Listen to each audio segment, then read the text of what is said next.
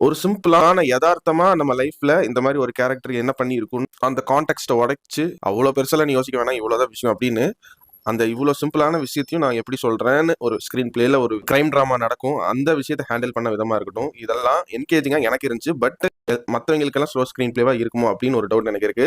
ரெண்டாவது, இதை வந்து ஓப்பன் அண்டா நிறைய விஷயங்களை வந்து அப்படியே விட்டுட்டாங்க.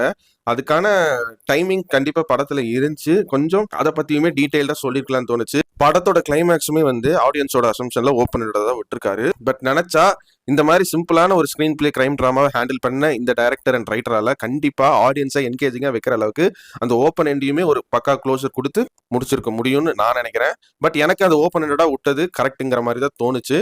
பட் படம் பார்த்து முடிச்சுட்டு நிறைய கேள்விகள் வந்து என்ன கன்ஃபியூசிங்கா இருக்கே நிறைய இது அப்படிங்கிற மாதிரி நிறைய பேர்த்துக்கு தோணலாம். Coming to characters performance, actors பெர்ஃபார்மன்ஸை பத்தி சொல்றதுக்கு முன்னாடி